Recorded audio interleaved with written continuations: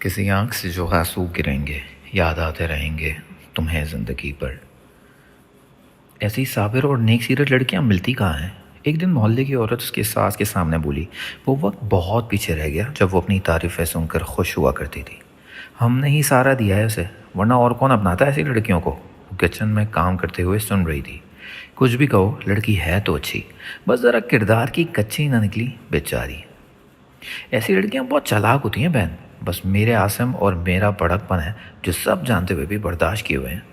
عاصم کی پہلی بیوی تو بہت ہی آزاد خیال تھی، تبھی وہ سال بھی نہ ٹک پائی۔ ہاں وہ کمبخت تو دفع ہو گئی، اب اس کا بھی نہیں پتا کہ کب تک دفع ہوتی ہے۔ میں تو چاہتی ہوں جہنم میں جائے، پورے گھر پہ داغ ہے، اماں نے ناگواری سے کہا۔ ابھی تو ایسا کہہ رہی ہو جس دن یہ گھر سے گزر جائے گی سب سے زیادہ آپ روئیں گی آپا۔ ایسی لڑکیاں ملتی نہیں ہیں کہیں۔ یہ آخری جملہ تھا جو اس نے سنا۔ اس کے بعد انہوں نے کیا کہا اسے نہیں معلوم۔ وہ اماں کا کمرہ صاف کرنے آ گئی۔ کیا ساری زندگی اس کے لیے ایسی ہی ذلت ہے؟ کبھی نیلم اور نشا، کبھی تائی اور پھپھو، اور یہاں انہی لوگوں نے چہرے بدل دیے۔ کیا دنیا میں ایسا کوئی نہیں جو اسے اس کی عادتوں سمیت قبول کرے؟ رات کو جب وہ احمد کو ہوم ورک کرا رہی تھی تبھی عاصم کمرے میں آیا۔ اس کے ہاتھوں میں گجرے تھے۔ صبح جیسا کوئی جنون نہیں تھا اس کے چہرے پہ۔ احمد اسے دیکھتے ہی باہر نکل گیا۔ وہ جب بھی آتے احمد باہر نکل جاتا، ان سے بات نہیں کرتا اور خفا خفا سا رہتا۔ عاصم نے بیگ صوفے پر رکھا۔ وہ ان کے لیے گلاس میں پانی بھر کے ان کو دینے لگی۔ بیٹھو۔ وہ صوفے پر بیٹھ گئی۔ وہ گلاس رکھ کر اس کی طرف جھکا۔ دیکھو، I'm sorry، میں جانتا ہوں میں نے بہت غلط حرکت کی ہے۔ وہ مدھم سی آواز میں سنجیدگی سے اپنی صفائی دے رہا تھا۔ پتہ نہیں کیا ہو جاتا ہے مجھے، میں میڈیسن لے رہا ہوں، اللہ کرے جلد ٹھیک ہو جاؤں۔ وہ سنجیدگی سے باتیں کرتے ہوئے بہت پڑھا لکھا اور باشعور لگ رہا تھا، لیکن صبح والی حرکت سے وہ ایک ان پڑھ جاہل گنوار نظر آتا تھا۔ اگر کوئی شخص اس کے دونوں چہرے دیکھ لیتا تو کبھی یقین نہیں کرتا کہ یہ دونوں ایک ہی انسان کے چہرے ہیں۔ یہ دیکھو، میں نے تمہارے بال کاٹ دیے، تم نے کتنی محنت سے بڑے کیے ہوں گے۔ وہ اب اس کا دوپٹہ اتار کر اس کے بالوں کو دیکھ رہا تھا۔ تم کچھ بولتی کیوں نہیں ہو؟ رو دو، چیخو، چلاؤ، مجھ پر غصہ کرو، مجھے روکا کرو، مجھ سے ناراض ہو جاؤ، لیکن اس طرح خاموشی سے سب برداشت نہ کیا کرو۔ وہ اب شاپر سے گجرے نکال کر اس کے بالوں میں لگا رہا تھا۔ بھیا، اگر بھابھی کی خدمت سے فرصت مل گئی ہو تو ذرا اماں کی دوائیاں بھی لے آؤ۔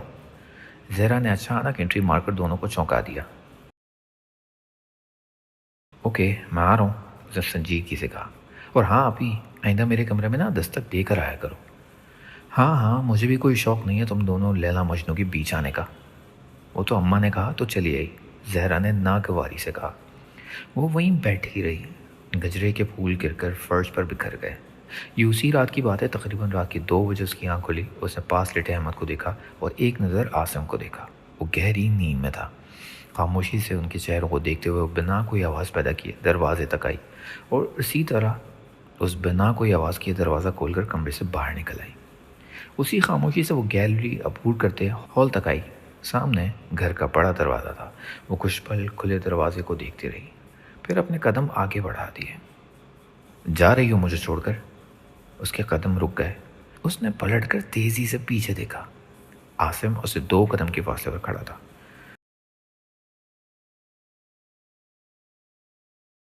وہ بھاگتا ہوا اس تک پہنچا۔ وہ پل سے نیچے کودنے والی تھی۔ اس کی آواز دینے پر الجھ کر پلٹی۔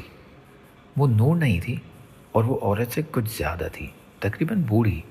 وہ شاید روتی رہی ہوگی تبھی اس کی آنکھیں لال تھیں۔ وہ دونوں کچھ لمحے ایک دوسرے کو دیکھتے رہے۔ آپ کیا کر رہی ہیں؟ بہت وقفے بعد وہ سنبھلا تھا۔ میں خدا کو اس کی امانت واپس کر رہی ہوں، اس نے اداسی سے جواب دیا۔ لیکن یہ کون سا طریقہ ہے؟ جب مرنے کا وقت آئے گا تو وہ خود آپ سے آپ کی امانت واپس لے لے گا۔ بھاگنے کی وجہ سے اس کی سانس ابھی بھی پھولی ہوئی تھی، لیکن مرنے تک جینا بہت مشکل ہے۔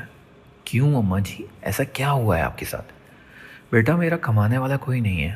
آج میڈم نے بھی نوکری سے نکال دیا، اور بھوکا بچہ گھر پر انتظار کر رہا ہے کہ میں کچھ کھانے کو لے جاؤں۔ میرے پاس کچھ نہیں ہے، میں اس کا سامنا بھی نہیں کر سکتی اب۔ بھیک مانگنے سے مجھے بہت شرم آتی ہے، اور کوئی راستہ بھی نہیں بچا ہے میرے لیے۔ دل کیف نے ٹھنڈی آوری، تو کیا لوگوں کے پاس خودکشی کی وجہ بھوک بھی ہو سکتی ہے؟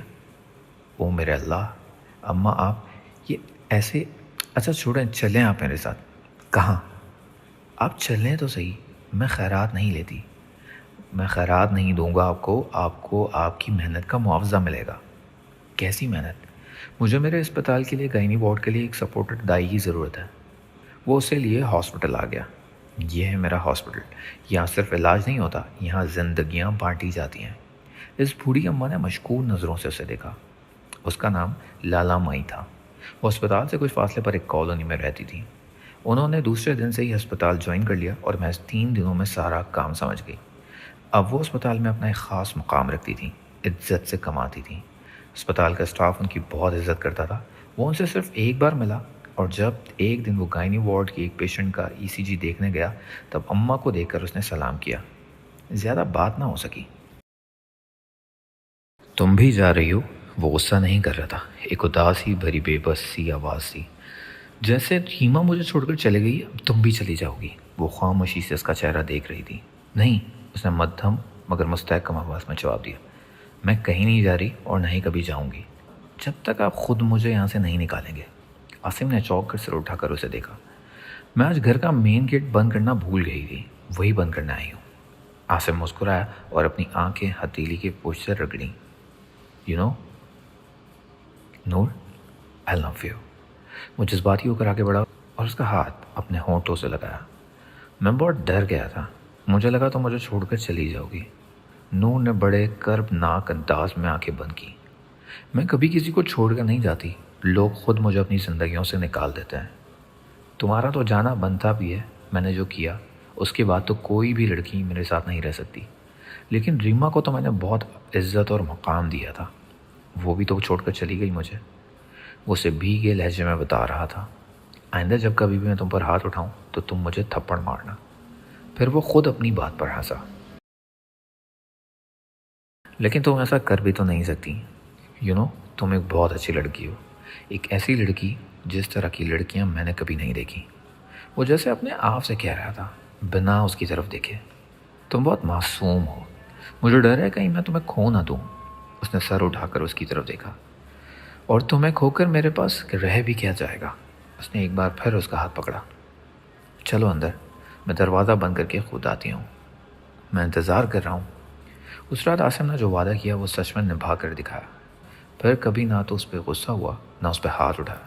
ایک ایسا محبت کرنے والا شوہر بن گیا جو اس کے وہموں کو مان میں نہ تھا, ہر بات میں اسے اہمیت دینے والا, اس کی عزت کرنے والا. میں نے ریما سے دھوکہ کھا کر تم سے بدلہ لیا تھا. ہم مردوں کا یہی مسئلہ ہے, ایک بری بیوی سے دھوکہ کھا کر اچھی بیوی سے بدلہ لیتے ہیں.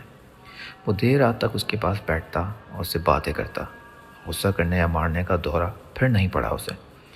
ان دونوں کے درمیان جو دوری ختم ہوئی اسے سب سے زیادہ تکلیف اماں اور زہرا کو ہوئی. ہر وقت منحوس کے پلو میں چپکا بیٹھا ہے, کبھی ماں کا بھی خیال کر لیا کر. اماں آتے جاتے اسے تانے سناتی. اور زہرا, وہ بھی کم نہ تھی. بھابھی کوئی جادو کرنی ہو, نہیں تو ایسی عورتوں کو 2 وقت کی روٹی مل جائے وہی بڑی بات ہے. وہ اکثر ان کے درمیان آ جاتی. ایک بار وہ اس کے بالوں میں پھول لگا رہا تھا جب وہ بنا دستک دیے آ گئی کمرے میں. بھائی, آپ کو اماں کا ذرا بھی خیال ہے؟ سارا دن بھابھی کی خدمتیں کرتے ہو, ان کی دوائی پھر سے ختم ہو گئی ہے. عاصم نے گھور کر زہرا کو دیکھا. ارے کل تو لایا تھا, اتنی جلدی کیسے ختم ہو گئی؟ پتہ نہیں, مجھے تو نئی دوائی نہیں مل رہی. وہ کھڑا ہوا اور اس کے ساتھ چلنے لگا. آئندہ آپ میرے کمرے میں بنا دستک نہیں آئیں گی. اس نے سخت لفظوں میں زہرا کو وارن کیا. آج کمرے میں آنے سے منع کر رہے ہو, کل گھر میں آنے سے منع کرو گے. اس سیاہ لڑکی نے کیسا جادو کیا ہے تم پہ. وہ چلتے چلتے رکا. آئندہ آپ اس کے بارے میں کبھی بھی ایسا نہیں کہیں گی. کیوں نہ کہوں, ساری دنیا جانتی ہے, کیا تم نہیں جانتے؟ وہ اس کا ماضی تھا, اس کا مستقبل بھی ہو سکتا ہے. ایسی لڑکیاں بدلتی نہیں ہیں. تو آپ بھی کبھی. وہ دونوں بحث کرتے ہوئے اماں کے کمرے میں داخل ہو چکے تھے. کیوں, مجھے کیا ہے؟ زہرا چلائی. دوسروں کی زندگی میں ٹانگ اڑانے والی عادت کہیں نہیں ہے آپ کی. میرا ایک گھر تو توڑ چکی ہیں, پھر سے وہی کام کرنے کا ارادہ ہے. عاصم نے دانت پیس کر کہا. کیا ہو رہا ہے, لڑ کیوں رہے ہو؟ اماں نے بیچ میں مداخلت کی. لو سنو اماں, اس کا پہلے والا گھر ہم نے اجاڑا ہے, اس کی بیوی اپنی مرضی سے بھاگی تھی. زہرا بنا کوئی لحاظ کیے کہہ رہی تھی. عاصم اس کی بات کا جواب دیے بغیر ٹیبل پر دوائیاں ڈھونڈ رہا تھا اور جلدی اسے ایک شاپر مل گیا. یہ رہی اماں کی دوائی, اگر نیل پالش لگانے سے فرصت ملے تو ذرا کام پر بھی دھیان دیا کرو. یہ میرا کام نہیں ہے, اپنی بیوی سے کہو. اگر مجھے خدمتیں کرنی ہوتی تو اپنی ساس سے بچ کر یہاں نہ بیٹھتی۔ اسی لیے آپ کی ساس آپ سے نفرت کرتی ہے۔ تو کرتی رہے، میری بلا سے مجھے کیا؟ اور تمہیں کیا؟ وہ میرا اور میرے گھر کا معاملہ ہے۔ ہاں، اور یہ میرے اور میرے گھر کا معاملہ ہے آپا، آپ اس میں نہ پڑیں۔ اماں خاموشی سے ان کی بحث سن رہی تھی اور وہ زیادہ دیر خاموش نہ رہ سکی۔ عاصم، یہ کیسے بات کر رہے ہو اپنی بہن سے؟ ایسا کیا جادو کیا اس منحوس نے تم پر؟ امی، آپ تو چپ ہی کر جائیں، آپ کی خاموشی نے اسے بڑھاوا دیا ہوا ہے۔ ہاں ماں، کچھ نہ بولو اس کی میڈم کے بارے میں۔ عاصم نے دونوں کے سامنے ہاتھ چھوڑ دیے۔ خدا کے لیے بسنے دے میرا گھر، معاف کر دیں آپ اسے۔ صبح 6 بجے سے لے کر رات 10 بجے تک اس گھر کے کام کرتی ہے، لیکن آپ تو کبھی راضی نہیں ہوں گی۔ غصے سے کہہ کر وہ کمرے سے باہر نکل آیا۔ دیکھا اماں، کیسے میڈم نے باندھ دیا ہے جادو سے۔ چل دفع کر، تو ذرا میرے پیر دبا۔ زہرا پہلو بدلتے ہوئے، اماں میں ذرا باہر جا رہی ہوں، بعد میں کروں گی، جان چھڑانے والے انداز میں کمرے سے باہر نکل گئی۔ خدا کبھی نہ کبھی تو اسے میرے سامنے لائے گا، میں زندگی میں ایک بار تو اسے ضرور ملوں گا۔ میری کی گئی اتنی دعائیں تو رد نہیں ہو سکتی۔ کتنی خواہش تھی اس کی ایک بار وہ واپس اپنے گھر جانے کی، ایک بار پھر سے سب کو دیکھنے کی۔ کیا اب بھی وہ اس کے گھر والے پہلی اذان پہ جاگتے تھے؟ کیا اب بھی ارمان تائی کے واش روم کا دروازہ باہر سے بند کر دیتا تھا؟ کیا اب بھی ابا اماں اسے غلط سمجھتے ہیں؟ کیا اب بھی پھپھو کو لگتا ہے کہ وہ ان کی عزت مٹی میں ملا کر گئی؟ کیا اب بھی زویا کالج جاتی ہوگی اس کے بنا؟ کیا ہو چکا ہوگا، کیا کیا بدل چکا ہوگا؟ وقت کتنا آگے نکل گیا۔ 2 سال ان رشتوں کے بنا گزارنا، جن کا خیال صبح آنکھ کھلتے ہی آ جاتا تھا، جو زندگی کا حصہ تھا، ایسے جیسے سانس ہو۔ مگر یہ کہانی نہیں، حقیقت تھی، اور یہ اختتام پہ سب صحیح نہیں ہو سکتا تھا۔ ایسا کوئی معجزہ نہیں ہوتا ہوگا جیسے لوگوں کو اپنی غلطیوں کا احساس ہو پاتا۔ عاصم کے رویے سے اسے کوئی تکلیف نہیں تھی، وہ واقعی بدل گیا تھا، لیکن اماں اور زہرا آپی اسے ذلیل کرنے میں کبھی کسر نہ چھوڑ دیں۔ اور اس دن جب عاصم زہرا کو منع کر دیا کہ وہ اسے کوئی کام نہ بتائے، تب وہ مزید غصہ ہوئی۔ کیا مطلب تمہاری بیوی کو کوئی کام نہیں بتا سکتے؟ آپ ہی میں بحث نہیں چاہتا، لیکن یہ سارا دن کام نہیں کرے گی۔ دیکھ نہیں رہی آپ کتنی کمزور ہوتی جا رہی ہے؟ کرتی کیا ہے یہ؟ اماں کے 2-4 کپڑے دھوتی ہے، ان کو دوائیاں دیتی ہے۔ نکال دو اماں کو گھر سے تاکہ تم اور تمہاری بیوی آرام سے رہ سکیں۔ میں نے کب منع کیا اماں کے کام کرنے سے؟ لیکن آپ جو آ کر اس طرح آرڈر چلاتی ہیں، مجھے بالکل اچھا نہیں لگتا۔ وہ خاموشی سے سر جھکائے کھڑی سن رہی تھی۔ یہ عاصم اور زہرا کے درمیان دوسرا جھگڑا تھا، اور دونوں کی وجہ وہی بنی۔ یہ گھر آپ نے میرے باپ کا گھر بیچ کر لیا ہے، اس گھر میں میرا بھی اتنا ہی حق ہے۔ بہت خاموش رہی میں، آپ کو اس میڈم کے علاوہ کچھ دکھتا ہی نہیں ہے۔ لے کر دفع ہو جاؤ اسے کہیں، یا کھول کر پی جاؤ۔ محلے والے کے تانے ہم نے سننے پڑتے ہیں۔ کہاں سیاہ کردار لڑکیاں قتل کر دی جاتی ہیں، اور کہاں یہ میڈم آ کر گردن پہ سوار ہو گئی۔ دل کی پوری بھڑاس نکال کر زہرا وہاں سے چلی گئی۔ کیا تمہیں برا لگا اپی نے چکا؟ رات کو عاصم نے اس سے پوچھا تھا۔ نہیں۔ کیوں؟ بس یوں ہی کیوں نور؟ تمہیں کچھ برا کیوں نہیں لگتا؟ تم کسی کو پلٹ کر جواب کیوں نہیں دیتی؟ اس سے کیا ہوگا؟ کم از کم تم اپنے حق کے لیے لڑنا سیکھ جاؤ گی۔ اس نے مزید بحث نہیں کی۔ عاصم کی نصیحتیں سن کر اس نے بے ساختہ زویا یاد آئی۔ وہ بھی یہی کیا کرتی تھی، ایسے ہی اسے نصیحتیں کیا کرتی تھی۔ اور پھر کیا ہوا؟ اماں رات کو اپنے کمرے میں سو جاتی، اور اگر کچھ چاہیے ہوتا تو عاصم کے موبائل پر مس کال دیتی۔ اس رات 2 بجے انہوں نے مس کال دی۔ عاصم نے دوبارہ کال کی۔ جی اماں، کچھ چاہیے؟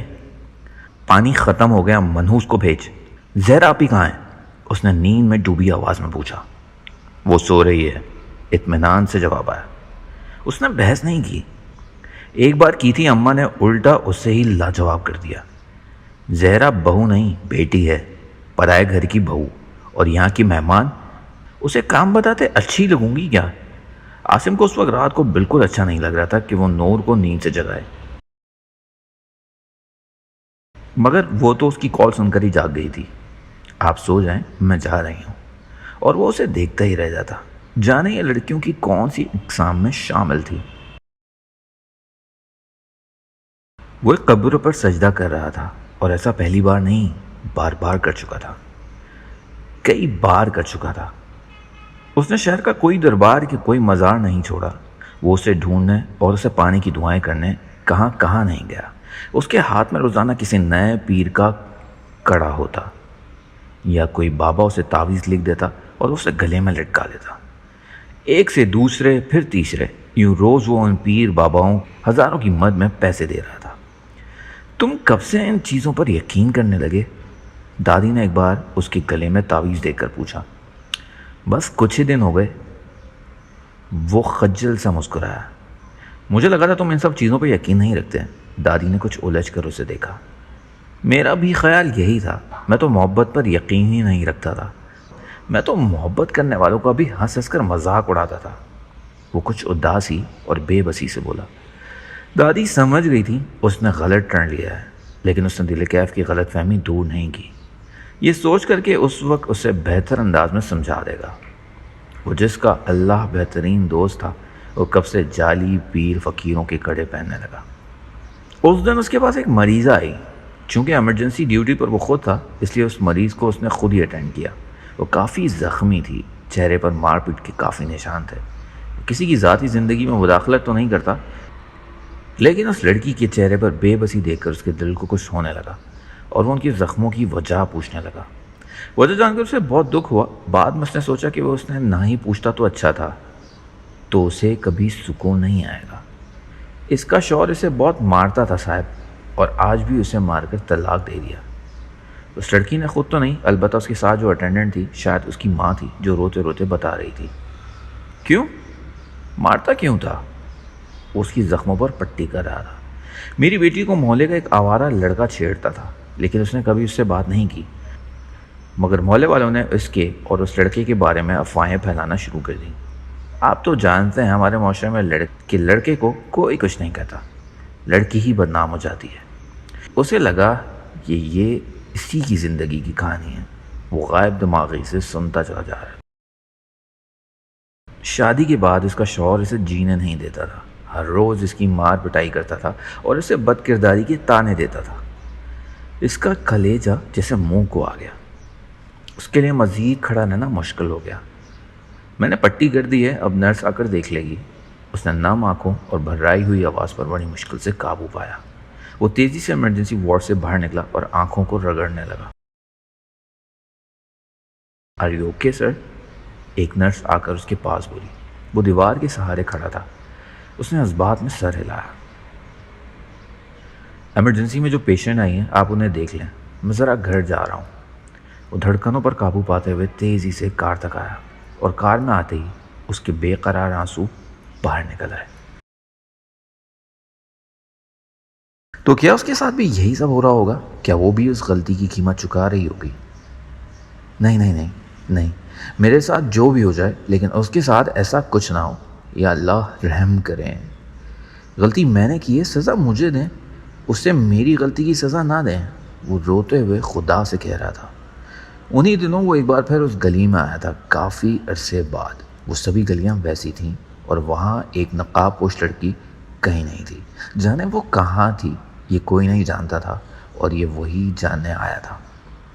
اچھا وہ تو پتہ نہیں کہاں چلی گئی، کمبخت ماں باپ کا منہ کالا کر کے۔ ایک گزرنے والی عورت سے اس نے پوچھا۔ دیکھنے میں وہ بڑی شریف تھی، محلے میں آج تک مثالیں دی جاتی ہیں، لیکن اس نے جو کام کیا وہ بھلایا بھی نہیں جا سکتا۔ کبھی یقین نہیں آیا کہ وہ لڑکی ایسا کچھ کر سکتی ہے۔ بولتے بولتے اچانک اس عورت نے اوپر سے نیچے تک غور سے اسے دیکھا۔ لیکن تو کیوں پوچھ رہا ہے؟ بس مجھے کام تھا ان سے۔ کیا ان کے گھر کا کوئی پتہ وغیرہ مل سکتا ہے؟ اس نے بےتابی سے پوچھا۔ ایسی لڑکیوں کے پتے کون رکھتا ہے؟ واپس تو کبھی نہیں آ سکتی، جانے کہاں پنچایت والوں نے بیچ دیا اسے۔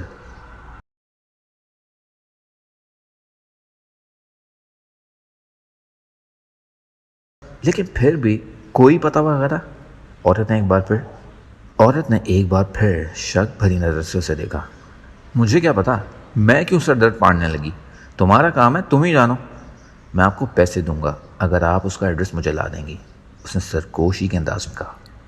کتنے دے گا؟ 1 لاکھ، اس نے تیزی سے کہا۔ عورت بے ہوش ہوتے ہوتے بچی۔ کیا بولا؟ ایک؟ وہ منہ کھولے اسے دیکھ رہی تھی.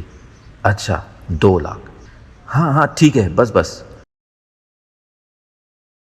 عورت راز درانہ انداز میں اس کی طرف جھکی. کل صبح یہیں پہ آ جانا, میں کہیں سے ڈھونڈ کر دیتی ہوں. Okay thank you. یہ لیں کچھ پیسے. اس نے 1000 کے کچھ نوٹ عورت کو دیے جو بڑی خوشی سے اس نے لے لیے. کل کو آنا. وہ حسب وعدہ کل اسی وقت اسی گلی میں کھڑا تھا. وہ مقررہ وقت سے آدھا گھنٹہ پہلے ہی وہاں پہنچا تھا. وہ عورت بھی چھپتے چھپاتے آگے پیچھے دیکھتی وہیں آ گئی. یہ لے. عورت نے ایک پرچی اسے دی جسے جھپٹ کر اس نے پکڑ لیا اور تیزی سے پیسے نکال کر اس عورت کو دیے. شکریہ, اس نے خوش ہوتے ہوئے کہا. ہاں اور بھی کچھ پتہ کرنا ہو تو مجھے لازمی بتانا. اللہ حافظ. وہ جتنی خاموشی سے اس کے پاس آئی تھی اسی خاموشی سے چلی بھی گئی. وہ پورے راستے خوش تھا کہ اب اسے ایڈریس مل گیا ہے اور وہ اس تک پہنچ جائے گا. تو کیا وہ سچ میں مجھے مل جائے گی؟ ایک بار پھر خوابوں سے نکل کر حقیقت میں میرے پاس آئے گی. وہ ہم کلامی کے انداز میں کہہ رہا تھا. تم شیو کیوں کر رہے ہو؟ دادی نے اسے پوچھا. ہمیشہ کرتا ہوں دادی. لیکن آج تم تھوڑا مسکرا بھی رہے ہو. کہیں جا رہے ہو کیا؟ ہاں میں 1 دن کے لیے شہر سے باہر جا رہا ہوں.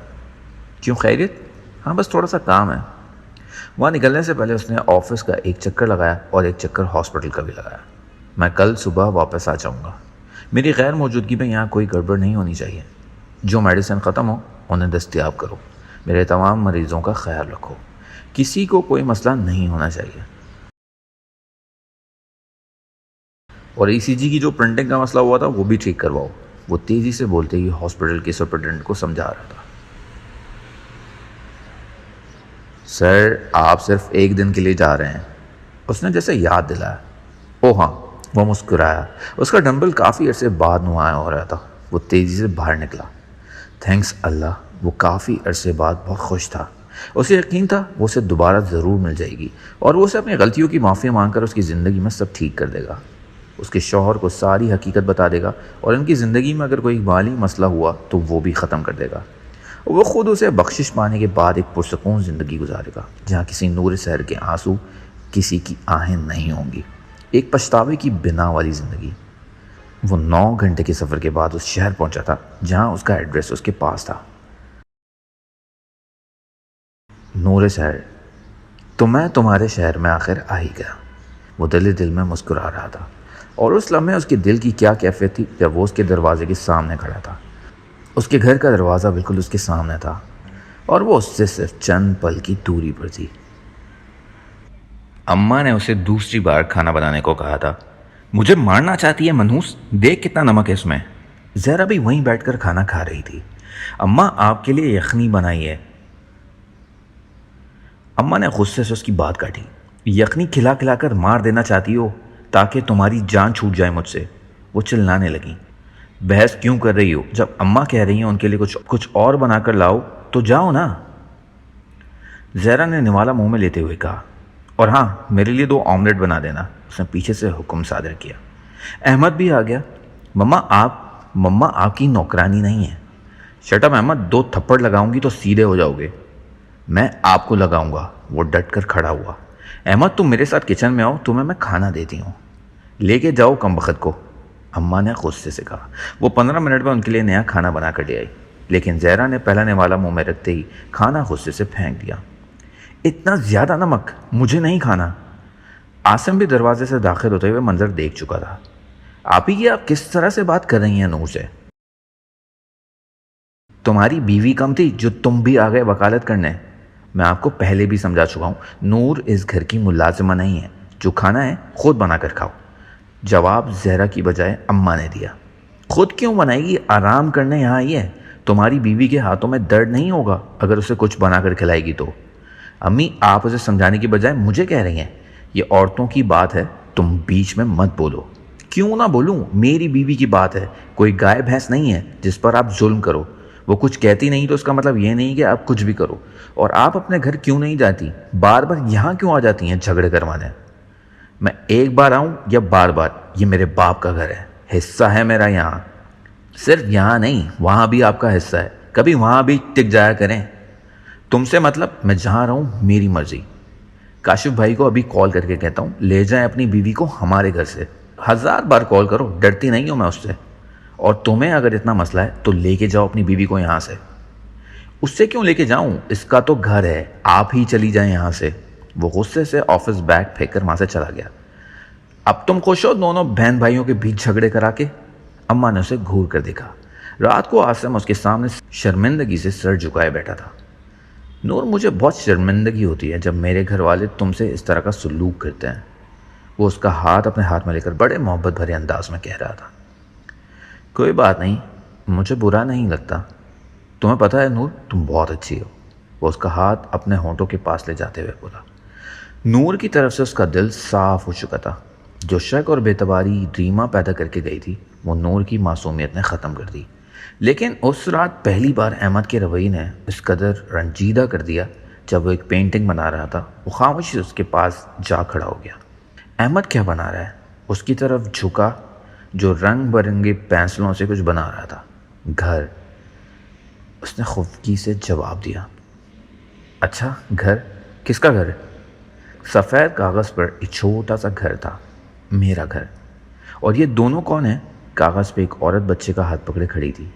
میں اور مما. اور میں کہاں ہوں؟ اس نے مسکراتے ہوئے احمد کو دیکھا. آپ نہیں ہو. میں آپ کو، دادی کو، پھپھو کو اپنے نئے گھر نہیں لے کے جاؤں گا. احمد کے اس جملے نے اسے اچانک کی لبوں سے مسکراہٹ غائب کر دی. کیوں؟ بڑی دیر بعد وہ بولنے کے قابل ہوا. آپ سب گندے ہو.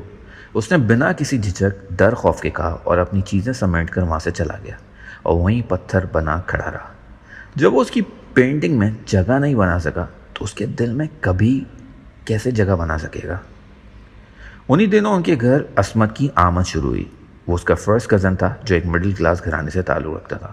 یہاں وہ پڑھائی کے لیے ایک ہاسٹل میں رہ رہا تھا جب اماں اور عاصم کے اصرار پر وہ ان کے گھر پر رہنے لگا. وہ ایک 20 سال کا نوجوان اور سلجھا ہوا لڑکا تھا. شروع میں اس کے سامنے پردہ تو نہیں لیکن منہ پر ہلکا سا دوپٹہ کر دیتی تھی. پھر اسے عاصم نے ہی منع کیا. عصمت کزن ہے میرا، تمہیں اس کے سامنے پردہ کرنے کی کوئی ضرورت نہیں ہے. اس نے عاصم کی بات تو مان لی لیکن اسے یوں بنا پردہ کیے شرم آتی تھی، اس لیے وہ زیادہ اس کے سامنے نہیں جاتی تھی، اور اگر جاتی بھی تو بڑا دوپٹہ لے کر اس کے سامنے جاتی. رات کو وہ کھانا انہی کے پاس کھاتا اور کبھی کبھی جو سائیڈ میں خالی کمرہ تھا اس میں سو بھی جاتا. اکثر وہ دوستوں کے ساتھ ان کے ہاسٹل پہ سو جاتا. وہ پارٹ ٹائم ہوٹل میں کام بھی کرتا. وہ دیر سے آتا تو اس کے لیے کچن میں کھانا بنا کر رکھتی اور وہ خاموشی سے آ کر کھا لیتا. اس نے کبھی ان سے بات نہیں کی لیکن ایک بار وہ اماں سے بات کر رہا تھا تو اس نے اپنے بارے میں تبصرہ سنا. خالہ، بھابھی تو بہت اچھی ہیں. عاصم بھائی بہت خوش نصیب ہیں جو انہیں ایسی بیوی ملی. وہ اپنی تعریف پر خوش نہیں ہوئی. وہ زمانہ گیا جب اپنی تعریفوں پر خوش ہوا کرتی تھی.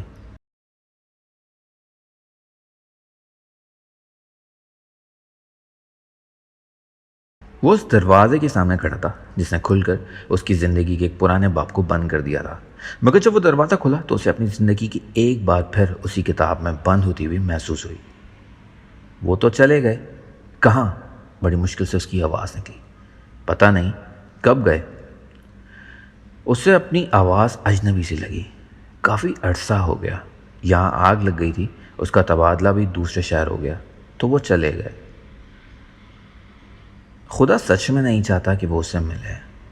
کسی آنکھ سے جو آنسوں گریں گے یاد آتے رہیں گے تمہیں زندگی بھر. اس کے لیے مزید رکنا مشکل ہو گیا. وہ بمشکل سانس لیتے ہوئے تھوڑے آگے گیا. پیچھے دروازہ بند ہو چکا تھا. وہ ایک بار پھر پیچھے مڑا. ایک بار پھر دروازہ کھٹکھٹایا. کیا آپ انہیں جانتے تھے؟ نہیں، وہ کرایہ دار تھے، بس یہی معلوم ہے. ہمارے یہاں آنے سے 2 مہینے پہلے چلے گئے. اس خاتون نے بڑے مہذب انداز میں بتایا. کیا آپ کے پاس ان کا کوئی ایڈریس وغیرہ؟ I am sorry. اس عورت نے تعصب سے گردن ہلا. Okay thank you. وہ تھوک نگل کر مڑا.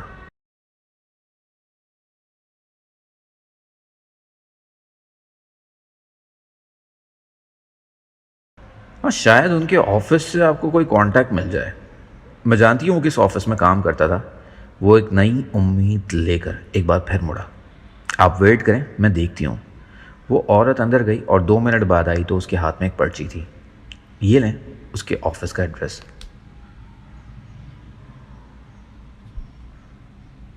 وہ ایک بار پھر شکریہ کے ساتھ مڑا اور آدھے گھنٹے بعد اس آفس کے سامنے تھا. جی عاصم کا تو ٹرانسفر ہو گیا. ان کا کوئی کانٹیکٹ؟ ویسے ہم اپنے اسٹاف کا کوئی کانٹیکٹ کسی کو دیتے نہیں، لیکن آئی ایم ڈاکٹر دل کیف، دیکھیں یہ میرے لیے بہت ضروری ہے، آپ پلیز ان کا نمبر دے دیں۔ اس کے جملے میں کچھ ایسا تھا کہ سامنے بیٹھا شخص سر اٹھا کر اسے دیکھتا رہا۔ اوکے، وہ ان سے نمبر لے کر گاڑی میں آ کر بیٹھ گیا۔ ابھی وہ تھوڑی دور چلا تھا کہ اس کے سامنے ایک گدھا گاڑی والا دکھائی دیا۔ وہ ایک بڑی عمر کا آدمی تھا جو گدھے کو بری طرح زور زور سے مارتا ہوا لے جا رہا تھا۔ گدھے کے پیٹ سے خون بہہ رہا تھا۔ وہ اصلی نرم دلی سے مجبور تھا، اسے یہ سب دیکھنا مشکل ہو گیا۔ ایک بار دل کیا اگنور کر کے چلا جائے، لیکن پھر ہارن بھیج کر وہ گاڑی سے اترا اور گدھے والے کو آواز دے کر روکا۔ یہ کیا کر رہے ہیں آپ؟ غصہ اس کی طبیعت میں تھا تو نہیں، لیکن اس کا لہجہ معمول سے ذرا ہٹ گیا تھا۔ کیا؟ وہ گدھے والا حیرانی سے اسے دیکھنے لگا۔ آپ گدھے کو ایسے مار کیوں رہے ہیں؟ کیا مطلب؟ آپ انسان ہیں یا جانور؟ ایسے کوئی کسی جانور کو مارتا ہے؟ دیکھیں کیسے خون بہہ رہا ہے۔ اس کی آواز ذرا تیز ہو گئی۔ او بھائی، یہ میرا گدھا ہے، میری ریڑھی ہے، آپ کون ہوتے ہو ہم سے یہ پوچھنے والے؟ وہ بھی برہم ہو کر ریڑھی سے نیچے اترا۔ میں ایک انسان ہوں اور میرا پورا حق ہے آپ سے یہ سوال کرنے کا کہ آپ اس بے زبان کو یوں کیوں مار رہے ہیں؟ یہ میرا گدھا ہے، میں اسے ماروں یا مار دوں، میری مرضی۔ گدھا یہ ہے، لیکن حرکتوں سے تو آپ ہی لگتے ہیں۔ او جا بھائی جا، وہ روڈ بلاک کیا ہوا ہے تیری گاڑی نے۔ وہ پیچھے مڑ کے دیکھتا ہے، لوگ ہارن دیتے نظر آتے ہیں اور اسے سامنے ایک پولیس والا دکھائی دیتا ہے۔ رکیں ایک منٹ، وہ گاڑی سائڈ پر کھڑے کر کے پولیس والے کے پاس جاتا ہے۔ سر ایک رپورٹ لکھوانی ہے۔ یا نہیں، اسٹیشن جا کر لکھوائیں۔ وہ اوپر سے نیچے تک اسے دیکھنے کے بعد کہتا ہے۔ مجرم سامنے کھڑا ہے، اس نے گدھے والی کی طرف اشارہ کیا۔ اچھا، کیا جرم ہے اس کا؟ اس نے گدھے کو مارا ہے۔ ہاں ٹھیک ہے، اب بتاؤ جرم کیا کیا ہے اس نے؟ یہی جرم ہے، اپنی بات پر زور دیتے ہوئے بولا۔ پولیس والا پہلے تو ہنسا، پھر غور سے اسے دیکھنے لگا۔ کیا ایسے کیا دیکھ رہے ہیں؟ پاگل لگ رہا ہوں میں کیا آپ کو؟ ایک آدمی ایک بے زبان جانور کو مار رہا ہے، اس کے جسم سے خون نکل رہا ہے، اور آپ کو یہ بات مذاق لگ رہی ہے۔ او بھائی، ایسا کوئی قانون نہیں ہے ہمارے پاس۔ پولیس والا اسے ٹالنے کی کوشش کر رہا تھا۔ کیوں؟ جب جانوروں کے شکار کے لیے قانون ہے تو جانوروں کو مارنے کا قانون کیوں نہیں ہے؟ پولیس والا اس کی باتوں سے اکتا چکا تھا۔ او بھائی، جا کر قانون بنانے والوں سے پوچھو، میرے دماغ کی دہی کیوں کر رہے ہو؟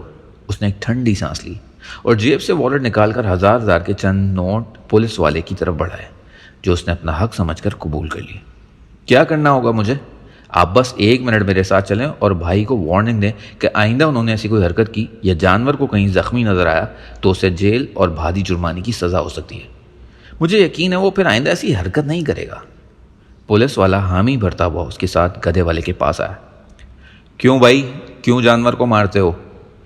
سر جی، غلطی ہو گئی، وہ ایک دم انسان بن کر بولا۔ آئندہ ایسی غلطی نہیں ہونی چاہیے۔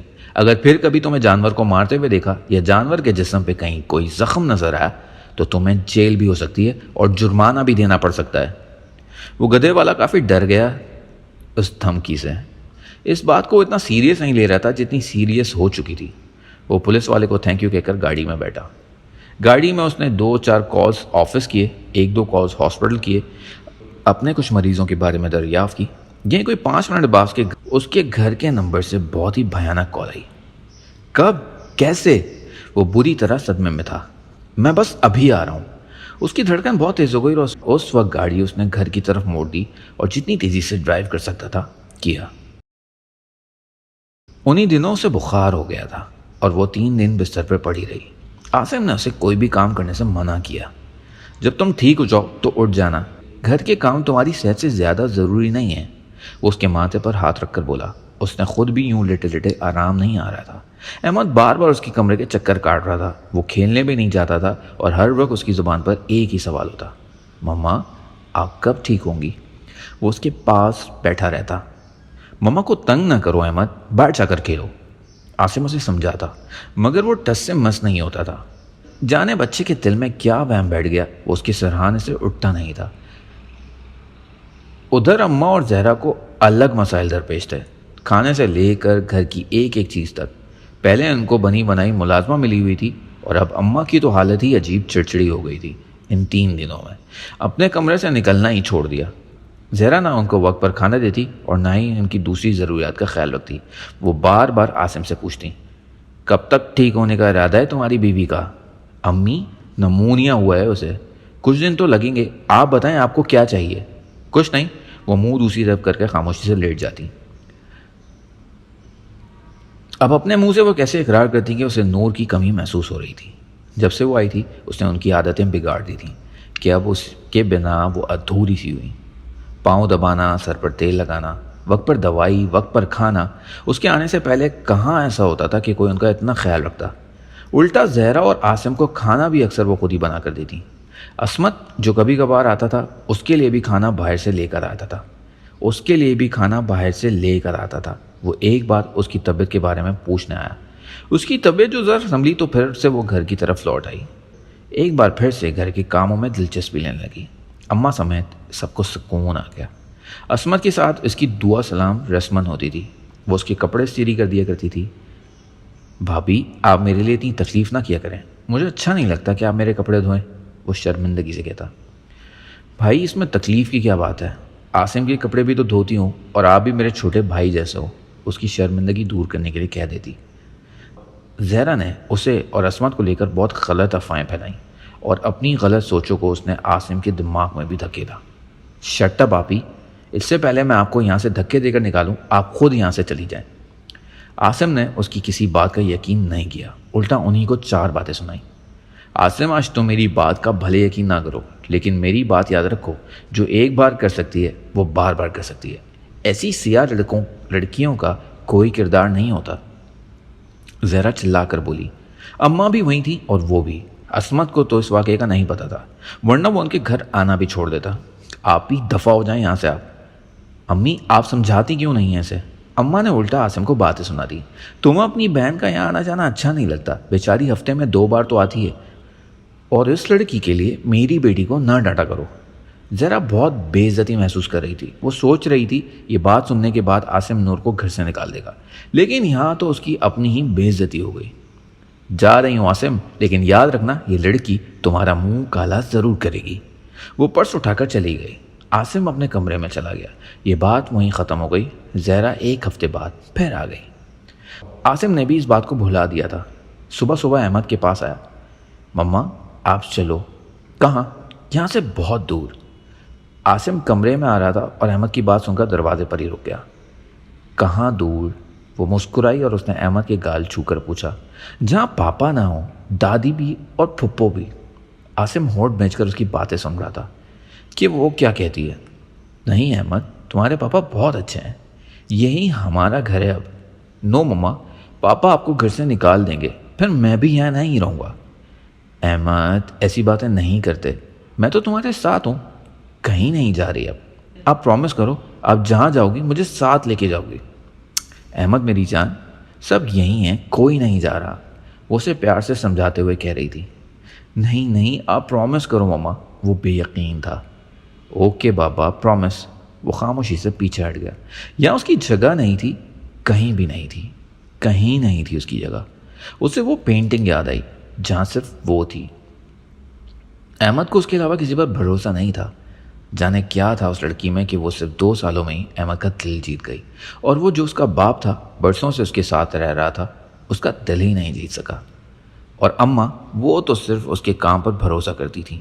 وہ بھلے ہی نفرت کرتی تھی نور سے، لیکن اس کے علاوہ اپنے کام کسی سے کروانا پسند نہیں کرتی۔ وہ اسے ڈانٹتی رہتی تھی، لیکن چاہتی ہیں کہ وہ ہر وقت اس کے کام کرتی رہے۔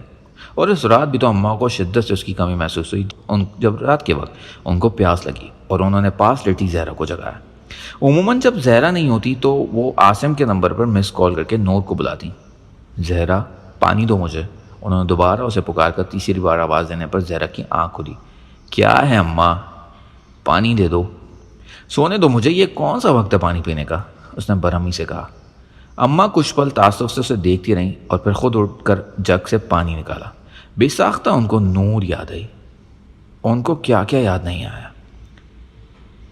وہ لڑکی میری عادتیں بگاڑ چکی ہے زہرا، ورنہ کہاں اتنی رات میں کسی سے پانی مانگا کرتی تھی۔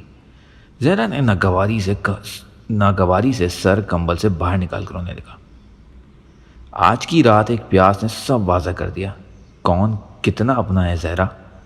وہ میری اپنی نہیں تھی، لیکن اپنے کمرے سے بھی میری آواز سنتی تو رات کے 2 بجے بھی میرے پاس دوڑی چلی آتی تھی۔ اور تم اپنی ہو کر بھی ایک گلاس پانی نہیں دے سکتی۔ وہ اداسی سے جیسے خود سے مخاطب تھیں۔ اماں اتنی رات کو فلسفہ بند کریں اور سونے دیں مجھے، اگر اتنی ہی پسند ہے تو جا کر اس لڑکی کے کمرے میں سو جائیں۔ جانے ہوتا کیا جا رہا ہے تم سب کو؟ وہ کروٹ بدل کر سو گئی۔ تم جو بھی کہہ لو، لیکن یہ فلسفہ نہیں، میری پوری زندگی کا تجربہ ہے۔ زہرا ایک ایک کر کے سب کی نظروں میں گرتی چلی جا رہی تھی، پہلے عاصم، اب اماں بھی۔ سسرال میں تو اس کے قدم ہی نہیں ٹکتے تھے، اور اگر یہاں بھی صرف وہ لڑکی حاوی ہو گئی تو اس کے لیے یہاں آنا مشکل ہو جائے گا، اور وہ کیسے بھول سکتی تھی؟ عاصم نے کتنی بار بے عزتی کی تھی اس کی۔ اس کے دماغ میں ایک گھٹیا پلان آیا اور اس پر عمل کرنے کے لیے اب اسے اچھا موقع ملا تھا۔ جب ایک رات عصمت دیر سے گھر آیا اور نور کچن میں کام کر رہی تھی۔ السلام علیکم بھابھی۔ وعلیکم السلام بھائی، آپ آ گئے؟ ہاتھ دھو کر بیٹھے، میں کھانا لگاتی ہوں آپ کے لیے۔ وہ دور کھڑے ان کی باتیں سن رہی تھی۔ جی شکریہ بھابھی۔ عصمت ہاتھ دھو کر بیٹھ گیا اور وہ جلدی سے اس کے پاس آئی۔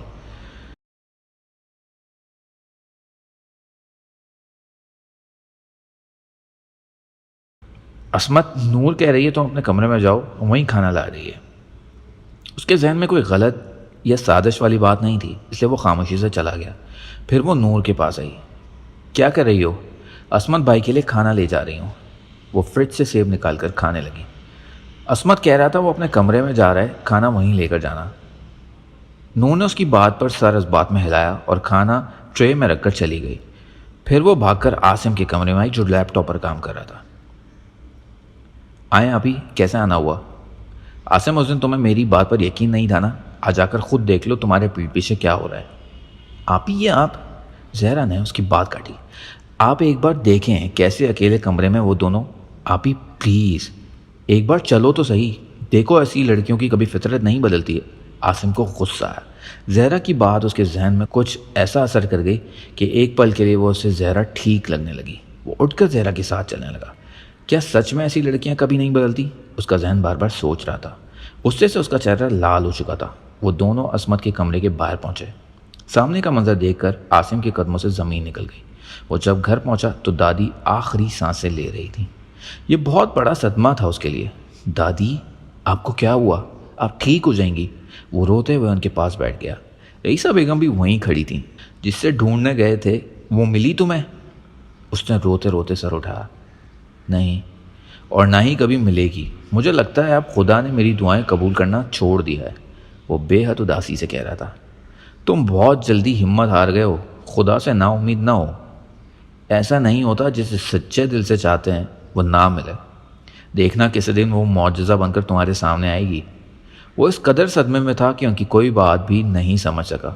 البتہ پہلی بات کسی رشتے سے بچھڑنے کے غم سے متعارف ہو رہا تھا۔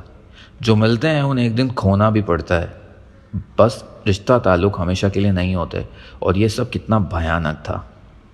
اپنے کسی سے محبت کرو، زندگی کے اتنے سال، اتنے پل، اتنی یادیں اس کے ساتھ جیو اور اسے ایک دن کھو دو، ہمیشہ کے لیے پھر نہ ملنے کے لیے۔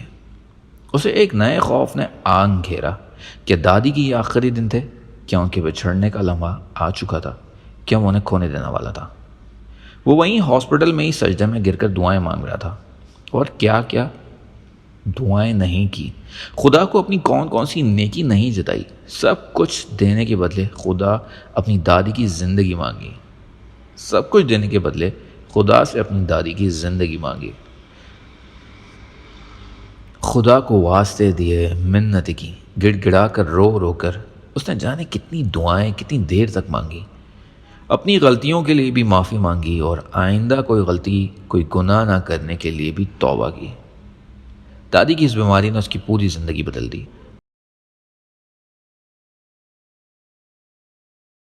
اپنی امی کو روتے ہوئے دیکھ کر اسے پہلی بار احساس ہوا کہ موت کتنی طاقتور ہے، کتنی آسانی سے وہ اس ہنستے کھیلتے چہروں کو ماتم میں بدل دیتی ہے۔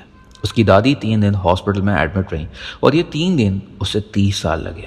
اسے یقین تھا اس کی دادی کو کچھ نہیں ہوگا، کیونکہ اس کی دعائیں رد نہیں ہوتی تھیں، ہمیشہ اس کی دعائیں قبول ہوتی تھیں۔ گاڑی میں، ہاسپٹل میں، گھر کے ایک ایک کونے میں اس نے کہاں کہاں دعا نہیں مانگی، ہر جگہ ہاتھ اوپر کر کے دعا مانگنے لگ جاتا۔ ان 3 دنوں میں اس نے جتنی دعائیں مانگی، جتنی منتیں مانگی، اتنی دعائیں شاید اس نے پوری زندگی میں نہیں مانگی۔ اگر اس بار سچے دل سے مانگی گئی اس کی دعائیں قبول نہیں ہوئیں تو کبھی قبول نہیں ہوں گی، اور اس بار اتنی شدت سے مانگی گئی دعائیں تو کبھی رد نہیں ہوں گی۔ مگر اس کا یقین ٹوٹا۔ اس نے ڈاکٹرز کو دیکھا جو کہہ رہے تھے I'm sorry, she is no more۔ اسے یقین نہیں آیا، ضرور ڈاکٹرز کو غلط فہمی ہوئی ہوگی، اس کی دعا کیسے رد ہو سکتی تھی؟ کچھ بھی ہو جائے ایسا تو ناممکن ہے کہ خدا اس کی بات نہ مانے۔ اسے لگتا تھا کہ اس کی دعائیں کبھی رد نہیں ہوں گی۔ سب کی دعائیں رد ہو سکتی ہیں مگر اس کی نہیں۔ وہ خدا کا خاص ہے، خدا اسے کبھی نہیں رلائے گا۔ مگر وہ رو رہا تھا۔ وہ خدا کے لیے باقی انسانوں جیسا تھا، ریت کا ایک ذرہ۔ زندگی میں پہلی اس نے موت کو کتنے قریب سے دیکھا تھا۔ وہ موت سے متعارف ہوا، موت کیا چیز ہے اور کیسے اپنے کو اپنا سے دور لے جاتی ہے، وہ پہلی بار جان رہا تھا۔ ایسا کبھی نہیں ہوا تھا کہ وہ اللہ کے 99 نام لیے بنا سو گیا ہو، مگر اس رات پہلی بار وہ اللہ کے نام لینا بھول گیا۔ روتے روتے اسے یاد بھی نہیں رہا، وہ اپنے 12 سال پرانی عبادت کو بھول گیا تھا۔ اسے احساس ہی نہیں تھا کہ وہ خود کا کتنا بڑا نقصان کر بیٹھا تھا، اور اب وہ کسی سے بھی یہ نہیں کہہ سکے گا کہ اس کی زندگی میں ایسی کوئی رات نہیں آئی جب وہ اللہ کے نام دہرائے بنا سو گیا ہو۔ وہ رات آ چکی تھی اب۔ دادی کی موت کے 3-4 دن وہ شوق کی کیفیت میں رہا، پھر شوق سے نکلا تو دکھ اور افسوس ہوا۔ اپنی دعائیں قبول نہ ہونے کا دکھ تھا اسے، اور یہ دکھ اس کے دل کو ہی لگ گیا۔ آہستہ آہستہ زندگی پہلے جیسے ہونے لگی، مگر وہ اس دوران ایک نئی چیز سے متعارف ہو چکا تھا، موت۔ انسان کی زندگی کی رنگینیوں سے دور لے جانے والی چیز موت۔ وہ ہمیشہ سمجھتا تھا دوسرے مرتے ہیں، اچانک اور ناگہانی موت دوسروں کے لیے ہوتی ہے، مگر اب وہ سمجھ رہا تھا کہ اب اسے بھی مرنا ہے۔ اس نے دنیا کو ایک الگ نظر سے دیکھنا شروع کر دیا۔ کالج آتے جاتے وہ عجیب و غریب خیالات میں گھرا رہتا۔ موت بھی کیا چیز ہے، ہر قدم پر ساتھ رہتی ہے، لیکن انسان ہمیشہ دوسروں کی اچانک موت پر اداس ہوتے ہیں، افسوس کرتے ہیں اور ان سب میں خود کو بھول جاتے ہیں۔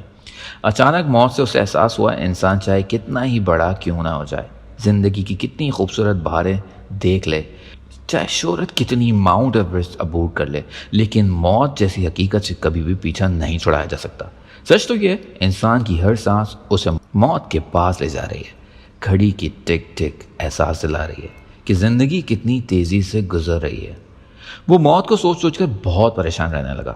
موت کیا ہے اس نے سرچ کرنا شروع کیا، موت کا مطالعہ شروع کیا۔ وہ جو سب ختم کر دے موت ہے، انسان کو اس کے پیاروں اور چاہنے والوں سے دور لے جائے وہ موت ہے۔ آج 2019 میں وہ اپنے دوستوں کے ساتھ تھا، لیکن 3019 میں وہ کہاں ہوگا؟ اس کا وجود کہاں ہوگا؟ سارے جسم کو کیڑے مکوڑے کھا چکے ہوں گے۔ اس سے بات کرنے والا کبھی سوچ بھی نہیں سکتا کہ وہ اس کے بارے میں کیا سوچتا ہے، حالانکہ وہ اس کی موت کے بارے میں سوچ رہا ہے۔ جی ہاں، بالکل، وہ کب، کہاں اور کیسے مرے گا؟ جیسے کہ وہ دوستوں میں سب کے ساتھ بیٹھا ہے، سب دوست کسی بات پر مسکرا رہے ہیں، ایسے میں وہ کہہ دیتا ہے دیکھو آج ہم سب ایک اسٹیج پر ایک ساتھ ہیں، لیکن جانے کل کون کہاں ہوگا، زندگی کے کون سے مقام پر کون ہم سے بچھڑ جائے گا۔ سب اسے ایسے کھونے لگتے ہیں جیسے وہ کہہ رہا ہو ہاں میں ملک کا قرض ایک دن میں اتار سکتا ہوں۔ ظاہر ہے اپنی زندگی میں کون موت کی بات برداشت کر سکتا ہے، سب لوگ حقیقت پسند تھوڑی ہوتے ہیں، لیکن یہ بھی سچ ہے انسان کسی سے جتنی بھی محبت کر لے اسے ایک دن بچھڑنا تو لازمی پڑتا ہے۔ اٹھتے بیٹھتے اسے موت کے خیال آتے تھے، مرنے کے بعد کیا ہوگا، کون کہاں ہوگا، انسان پھر سے مل سکیں گے اپنے چاہنے والوں سے، یا یہ سب رشتے دنیا میں ہی چھوٹ جائیں گے؟ کیا روز حشر سچ میں والدین اپنی اولاد کو پہچاننے سے انکار کر دیتے ہیں؟ نہیں، مطلب جو لوگ دنیا میں ایک دوسرے سے اتنی محبت کرتے ہیں آخرت میں سب کو اپنی اپنی پڑی ہوگی؟ ایسا کیوں ہوتا ہے؟ لمحوں میں پوری زندگی بیت جاتی ہے اور پتہ نہیں چلتا، گزرتے گزرتے زندگی میں وہ مقام آ جاتا ہے جب اپنے پیاروں سے بچھڑنا پڑتا ہے۔ بہرحال قدرت کے فیصلوں کو ماننا پڑتا ہے، جان سے عزیز لوگوں پر مٹی ڈالنی پڑتی ہے۔ دادی کے جانے کے بعد وہ کافی عرصہ انہیں یاد کرتا رہا، پہلے نور، اب دادی، آہستہ آہستہ سب اس کی زندگی سے چلے گئے اور وہ بچ گیا زندہ، اور وہ زندہ بچ گیا سب کو دور جاتے دیکھنے کے لیے۔ وہ موت کو حد سے زیادہ سوچنے لگا تھا، جیسے ایک بار وہ دوستوں کے ساتھ سیر کو جا رہے تھے، اسے ڈر لگتا ہے، سفر کرنے سے وہ بہت ڈرتا تھا۔ روڈ ایکسیڈنٹ آج کل کچھ زیادہ ہی ہونے لگے ہیں۔ تم کیا سوچ رہے ہو؟ اس کے دوست نے اس سے پوچھا۔ میں یہ سوچ رہا ہوں پتہ نہیں ہم زندہ واپس آئیں گے بھی یا نہیں، ہر مسافر لوٹ کر نہیں آتا۔ اس کے سب دوستوں نے گھور کر اسے دیکھا۔ آئندہ تو میرے سامنے مرنے مرانے کی باتیں نہ کیا کر۔ اسے نہیں معلوم وہ اتنا کیوں سوچتا ہے، اور یہ آتے جاتے لوگ اتنے خوش، اتنے سکون میں کیوں ہیں؟ یہ سب کیوں اتنا نہیں سوچتے؟ اس کا آدھا دن موت کے خیالوں میں نکل جاتا، اور آدھی خوشیاں موت کی وجہ سے غم میں کنورٹ ہو جاتی۔ کسی کی بھی موت یا بیماری کی خبر سن کر وہ بہت پریشان ہوتا، اوپر سے صبح صبح کی جنازے کا اعلان ہو رہا تھا، اس کا خوف مزید بڑھ جاتا۔ اپنے گھر، اپنی گلی کو دیکھ کر اسے بہت وحشت سی ہونے لگی تھی۔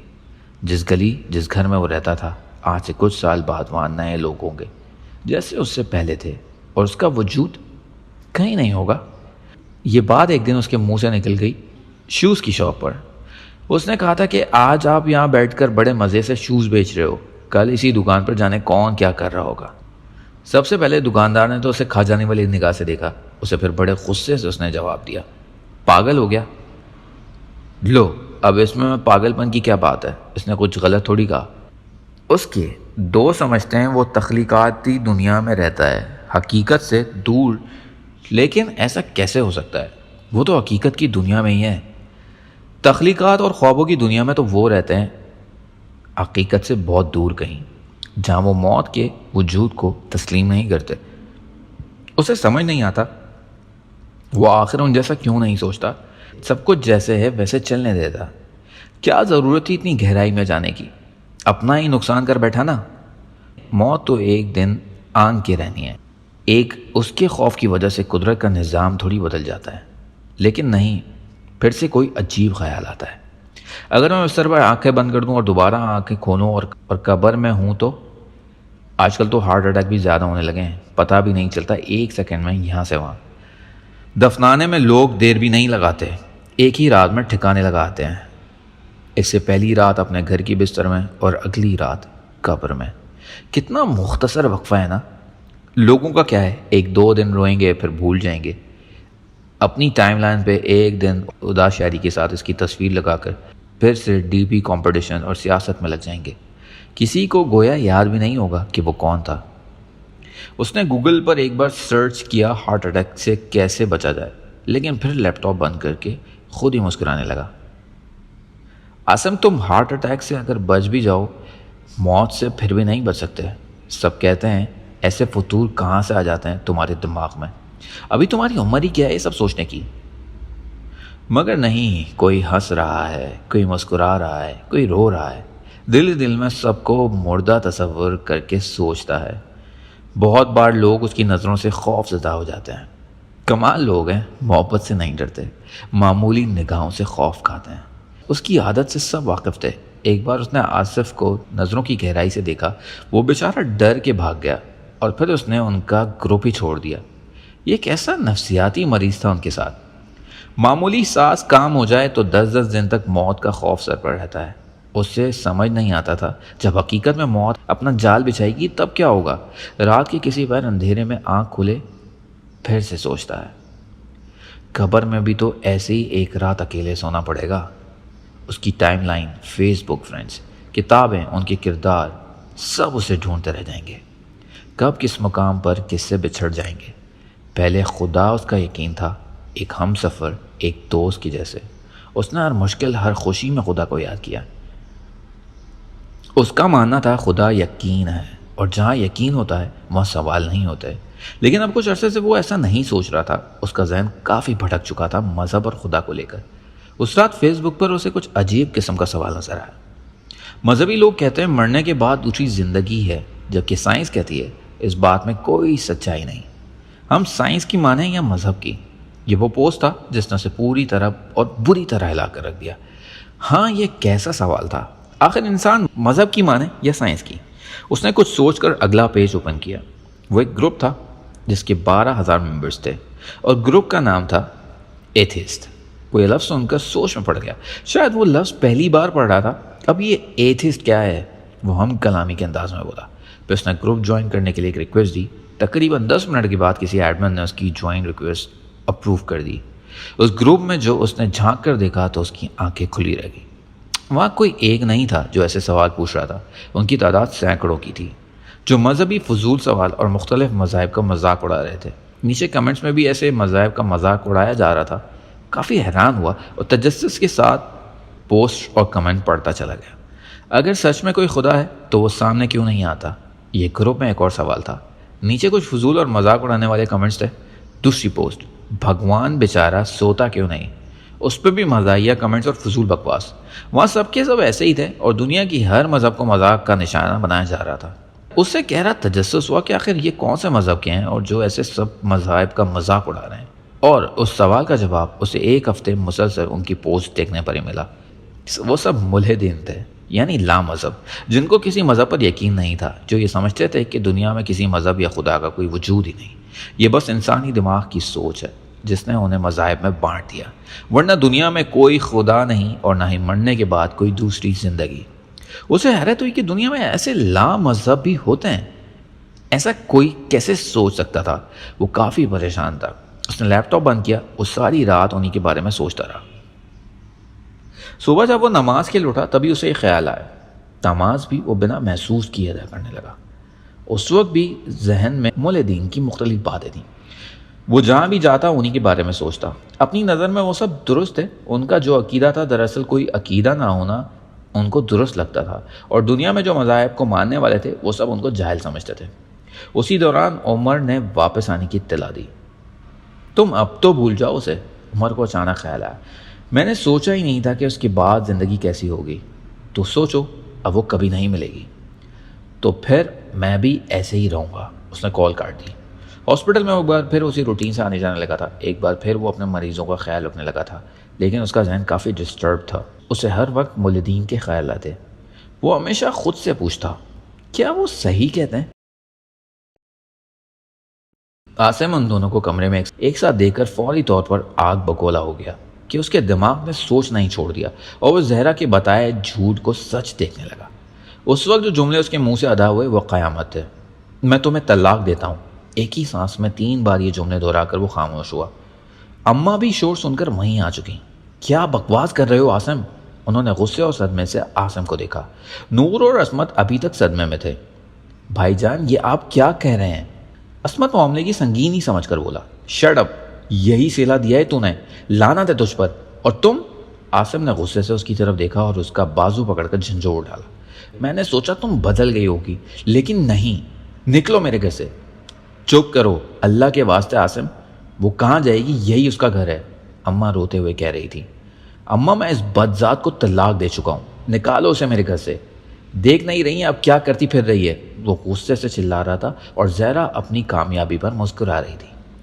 بھائی جان، کس قدر گندی سوچ ہے آپ کی۔ بھابھی مجھے کھانا دینے آئی تھی یہاں، اور آپ نے کس قدر گھٹیا نتیجہ نکالا ہے۔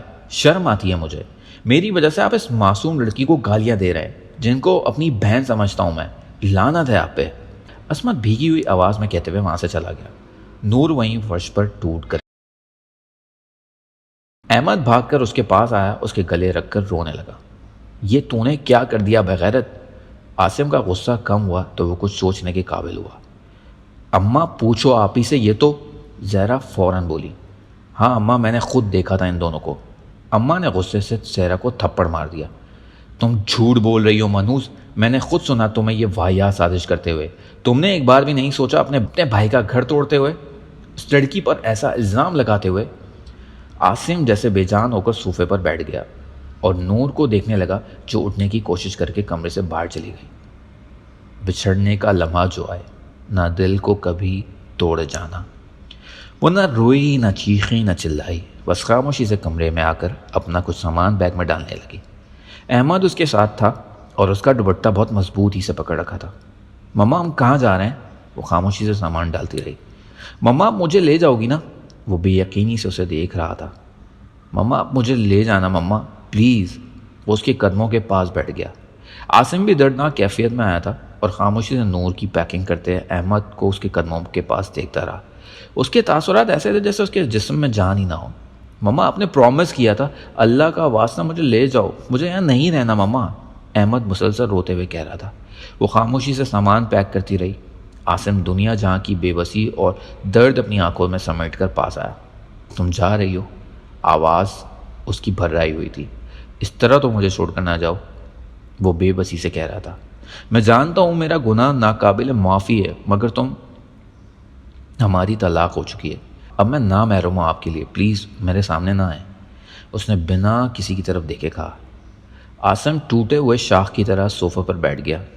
ایسا نہ کہو، میں کسی مولوی سے بات کرتا ہوں، ہم حلالہ کرتے ہیں، لیکن مجھے چھوڑ کر کبھی نہ جانا۔ اب وہ باقاعدہ رو رہا تھا۔ ایسی بات پھر نہ کہنا، رشتے کھیل نہیں ہوتے، ایک بار توڑو پھر جوڑو، طلاق دینے سے پہلے سوچنا چاہیے، کچھ رشتے ٹوٹ کر پھر نہیں بنتے۔ آپ نے زبردستی کی تو میں خودکشی کر لوں گی، اگر آپ اجازت دیں تو آج کی رات آپ کے گھر میں رہ لوں گی، صبح ہوتے ہی یہاں سے چلی جاؤں گی۔ اس نے بھیگا ہوا چہرہ اٹھایا۔ وہ اسے دیکھتے ہوئے سوچ رہا تھا، جو لوگ سچے ہوتے ہیں وہ سچائی کا ڈھول نہیں بجاتے، ان کی خاموشی میں ہی سچ ہوتا ہے۔ وہ رو رہا تھا اور اس کے آنسو ختم ہی نہیں ہو رہے تھے۔ احمد بھی اس کے پاؤں مضبوطی سے پکڑے کھڑا تھا۔ میں ایک بے اعتبار سا مرد تھا، کسی اور سے دھوکہ کھا کر کسی اور سے بدلہ لیا، شاید سارے مرد ایسے ہی ہوتے ہیں۔ وہ اپنے آنسو پوچھ کر کھڑا ہوا اور کمرے سے باہر نکل گیا۔ تھوڑی دیر بعد اماں آئیں۔ تم جاؤ گی تو کون مجھے وقت پر کھانا دے گا؟ کون میری دوائی کا خیال رکھے گا؟ اماں نے اس کا ہاتھ پکڑ کر روتے ہوئے کہا۔ اماں مجھ سے پہلے جو کرتا تھا وہ بعد میں بھی کرے گا، میں تو چند سالوں سے آپ کے ساتھ ہوں نا، اس سے پہلے تو یہ سب کوئی اور کرتا رہا ہوگا۔ مجھے سزا ملی، میں نے کبھی غلط کو غلط نہ کہا اور خدا نے تمہیں مجھ سے چھین لیا۔ اب میری ساری عمر پچھتاوے میں گزرے گی نور، تو مجھے کہاں کہاں نہیں یاد آؤ گی۔ انہوں نے روتے ہوئے نور کو گلے لگایا۔ چلی جاؤ یہاں سے، ہم جیسے خود غرض لوگوں سے بہت دور، ہم اس قابل ہی نہیں تھے کہ ہم تمہیں ملتے۔ تمہارے یوں جانے کا ملال مجھے عمر بھر رہے گا نور۔ وہ ان کو اس طرح روتے ہوئے پہلی بار دیکھ رہی تھی۔ اس رات عاصم گھر نہیں آیا، وہ احمد کے ساتھ کمرے میں اکیلی سو گئی۔ ساری رات اس کی سوچوں میں گزر گئی، ایک گھر کے بعد دوسرا، اور اب جانے کہاں۔ وہاں سے بے بس ہو کر نکلی تھی اور اب یہاں سے۔ صبح ہوئی تو اپنا بیگ لیے اماں کے کمرے میں آئی۔ احمد بھی ساری رات نہیں سویا، اسی بے اعتباری تھی کہ وہ اسے چھوڑ کر نہ چلی جائے، اور وہ ایسا ہی کرتی۔ احمد بچہ تھا، اسے رشتوں کے پل بھر میں بدل جانے کا مطلب نہیں سمجھ آتا، لیکن وہ جانتی تھی وہ اسے ساتھ لے کر نہیں جا سکتی تھی۔ اچھا اماں، میں چلتی ہوں۔ اماں کی آنکھیں سرخ تھیں، ایسا لگ رہا تھا وہ ساری رات روتی رہی۔ عاصم کا کسی کو نہیں پتا تھا وہ ساری رات کہاں تھا۔ زہرا اپنے گھر چلی گئی تھی۔ معاف کر دینا ہمیں، جانے کہاں کی بے بس اور مجبور لڑکی تھی، اور ہم نے کوئی کسر نہیں چھوڑی۔ اماں نے خوش نظروں سے اسے دیکھا۔ عاصم بھی دروازے سے آ گیا۔ وہ لڑ کھڑا رہا تھا، اس کی آنکھیں سرخ تھیں، اس کے منہ سے شراب کی بدبو تھی، ایسا لگتا تھا جیسے وہ ساری رات شراب پیتا رہا ہو۔ دیکھو عاصم، جا رہی ہے یہ، معافی مانگ لو اس سے تاکہ روح آسانی سے نکل جائے۔ عاصم نے اسے دیکھا، پھر اس سے لپٹے احمد کو، اس کی آنکھوں میں آنسو تھے۔ نہیں اماں، میں چاہتا ہوں یہ مجھے کبھی معاف نہ کرے اور میں تڑپ تڑپ کر مر جاؤں۔ مجھ جیسے بے اعتبار لوگ جو عمر بھر ساتھ دینے کے وعدے کر کے ساتھ چھوڑ جاتے ہیں، ان کے ساتھ یہی ہونا چاہیے۔ اماں نے دوپٹے کا پلو منہ سے لگا کر رونا شروع کر دیا۔ اچھا اماں، اللہ حافظ۔ احمد کو روک لیں، اس نے دل پر پتھر رکھ کر کہا۔ احمد سے بچھڑنے کا وہ سوچ بھی نہیں سکتی تھی، اور وہ اس سے دور جا رہی تھی۔ وہ اس کی طرف دیکھ کر رو بھی نہیں رہی تھی، ورنہ آگے جانا مشکل ہو جاتا۔ وہاں پہ ارمان کو چھوڑنا پڑ گیا، اور یہاں احمد۔ جانے زندگی کے سفر میں وہ کتنے رشتے بناتی اور چھوڑ جاتی۔ جانے سے پہلے مجھے ایک کپ چائے بنا دو گی؟ وہ عاصم کی اس عجیب فرمائش پر حیران ہو گئی۔ کچھ پل وہ خاموشی سے کھڑی رہی، پھر کچن میں آئی۔ اماں بھی وہیں اس کے پاس آ گئیں۔ احمد نے تو رو رو کر برا حال کر لیا تھا، اور وہ سسک رہا تھا، اس کا پلو مضبوطی سے پکڑ رکھا تھا۔ عاصم وہیں دروازے پر کھڑا روئی روئی آنکھوں سے اسے دیکھ رہا تھا۔ نور، مجھ پر ایک احسان اور کر دو۔ وہ چائے کا چولہا بند کرنے لگی۔ احمد کو اپنے ساتھ لے جاؤ۔ وہ حیرانی سے پیچھے پلٹی۔ کہاں؟ بے ساختہ اس کی زبان سے نکلا۔ احمد اس کے گھٹنے سے چپکا ہوا تھا۔ جہاں تم جاؤ، یہ تمہارے ساتھ رہنا چاہتا ہے اور تم ہی اسے خوش رکھ سکتی ہو۔ مجھے خود سے زیادہ تم پہ بھروسہ ہے۔ میری بدقسمتی نے تمہیں مجھ سے دور کر دیا، لیکن احمد سے یہ حق نہ چھینو کہ تمہارے جانے کے بعد کبھی زندگی کی طرف نہیں لوٹ سکے گا، اور اسے ساری دنیا سے نفرت ہو جائے گی۔ میں نے دیکھا ہے تمہارے دل میں اس کے لیے محبت۔ اس گھر میں دوسرا کوئی نہیں تھا جو اس کی جان بچانے کے لیے آگ میں جاتا۔ تم خود خوش رہو یا نہ رہو لیکن اسے بہت خوش رکھو گی. خدا کے لیے اسے لے جاؤ ہم سب سے دور. اس نے بڑی محبت سے احمد کو دیکھا, اس کو بھیج کر سینے سے لگایا. نور یہ کچھ پیسے ہیں, تمہارا حق مہر. اس نے ایک لفافہ اس کی طرف بڑھایا. تم نے احمد مجھے دے دیا, تمہارا یہی بہت احسان ہے. یہ لے لو, تمہارے اپنے پیسے ہیں. ویسے بھی تمہیں کھو کر اب میرے پاس کیا باقی رہ گیا ہے. اس نے خاموشی سے لفافہ لے لیا. تم کہاں جاؤ گی اب؟ جب ابو نے گھر سے نکالا تو سوچا تھا کہ کہاں جاؤں گی, دنیا ختم ہی ہو جائے گی, لیکن خدا نے میرے پیروں تلے ایک نئی زمین دی. اب بھی کہیں نہ کہیں چلی ہی جاؤں گی. مجھے بد دعا نہ دینا نور. وہ چائے کپ میں ڈال کر اپنا بیگ گھسیٹ کر کچن دروازے تک آئی. اس نے ایک نظر اماں کو دیکھا جو رو رہی تھی, پھر احمد کا ہاتھ پکڑ کر باہر نکل گئی. عاصم نے چائے کا کپ اٹھایا. یوں ہر کسی پر بھروسہ کرو نا, جانے کب کون دل توڑ جائے. وعدے سنا کر کوئی عمر بھر کے 2 پل کے راستے میں چھوڑ جائے. اماں اب گاؤں چلی جاؤ. وہاں جو نانی نے زمین آپ کے نام کی تھی اس پر مزدور کام کرتے ہیں, اور کچھ پیسے میری کمپنی دے گی. آپ ہی بھی آپ کے پاس آتی رہے گی. یوں زندگی کا سفر آسانی سے کٹ جائے گا. اماں نے کچھ حیران نظروں سے اسے دیکھا. تم کہاں جا رہے ہو؟ وہ چائے میں چمچ ہلا رہا تھا. کہیں نہیں اماں, آپ جا کر سو جاؤ. اماں سر ہلاتی کمرے میں چلی گئی. اس نے جیب سے ایک شیشی نکالی اور چائے میں ملا کر ہلانے لگا. جو زندگی میں خاص مقام بنا جاتے ہیں ان کو چھوڑ جانے کا غم آخری سانس تک نہیں بھولتا. چائے کا پہلا گھونٹ اس نے حلق سے اتارا. یوں ایک ایک گھونٹ کر کے وہ ساری چائے پی گیا. کسی آنکھ سے جو آنسو گریں گے, یاد آتے رہیں گے زندگی بھر. کچھ چہرے ساری زندگی دیکھتے ہیں اور بھول جاتے ہیں, اور کچھ چہرے صرف ایک بار دیکھتے ہیں اور ساری عمر یاد رہتے ہیں. اور وہ بھی ایک ایسا چہرہ تھا جسے اس نے دیکھا تھا. ایک پل کے لیے اسے گمان ہو رہا تھا نور, لیکن وہ نہیں تھی. جانے کتنی لڑکیوں میں اسے نور کا گمان ہوا تھا, مگر وہ اسے کبھی نہیں ملی. ہاسپٹل کے اوپیڈی مریضوں کو نمٹا کر وہ تھوڑا وقت آفس کو دینے کے لیے نکل رہا تھا جب مائی لالا کو اس نے دیکھا. اس وقت کے بعد اب تقریباً 8 مہینے بعد وہ انہیں دیکھ رہا تھا. ہاسپٹل اتنا بڑا تھا اور اسٹاف اتنا زیادہ تھا کہ اسے سب کے نام اور چہرے یاد نہیں رہتے تھے, لیکن مائی لالا کا چہرہ اسے یاد تھا. اور وہ تو تھا بھی ایسا چہرہ جو ایک بار دیکھ لیتا وہ زندگی بھر نہیں بھولتا. اب کیسی ہیں اماں؟ اللہ کا شکر ہے اور آپ کی مہربانی ہے ڈاکٹر صاحب, زندگی بہت خوشحال ہو گئی ہے. آپ کا بیٹا کیسا ہے؟ وہ بھی اب بالکل ٹھیک ہے. بہت بار کہا ڈاکٹر دل کیف سے ملنا ہے. میں نے ہمیشہ کہا آپ مصروف ہوتے ہیں, آپ کے پاس وقت بھی تو نہیں ہوتا. وہ ہلکا سا مسکرایا. کوئی بات نہیں, اس کی یہ خواہش بھی میں ضرور پوری کروں گا. جب بھی وقت ملا آپ کے پاس خود آ جاؤں گا. وہ ان کو خدا حافظ کہہ کر گھر آ گیا.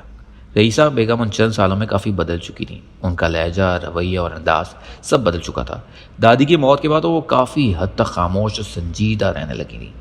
حالانکہ وہ دادی کو ان کی زندگی میں کوئی خاصا اہمیت بھی نہیں دیتی تھی. وہ اکثر ان کو اگنور کر دیتا تھا. کئی سالوں سے ان کے درمیان جو فاصلے تھے وہ ختم نہیں ہو سکے, لیکن اس رات جب ان دونوں ماں بیٹے نے مل کر باتیں کیں تو جیسے برسوں کے فاصلے ختم ہو گئے. مجھے احساس ہے میں نے غلط کیا دل کیف. اس رات انہوں نے اپنی غلطی کا اچانک اعتراف کیا. اسے امید نہیں تھی کہ وہ یوں بنا کسی بات کی اپنی غلطی کا اعتراف کریں گی. اگر میں ایسا نہیں کرتی تو شاید وہ تمہیں مل جاتی. میں تم سب کی قصوروار ہوں. تم نے اس کے بعد جیسی زندگی گزاری ہے میں نے کبھی نہیں سوچا تھا. میں بس تمہیں منفرد دیکھنا چاہتی تھی, ساری دنیا کو تمہارے قدموں کے نیچے. اور تم نے رحم دلی اور خدا ترسی کو اپنا ایمان بنایا. جن لوگوں کے ساتھ میں کبھی بات نہیں کرتی تھی تم ان کی مدد کیا کرتے تھے. تم آج بھی ویسے ہی ہو, نرم دل, انسانیت سے محبت کرنے والے, لیکن بدل گئی ہوں. تم نے جو انسانیت سے محبت کی تم آج لاکھوں دلوں کے دلوں میں زندہ ہو.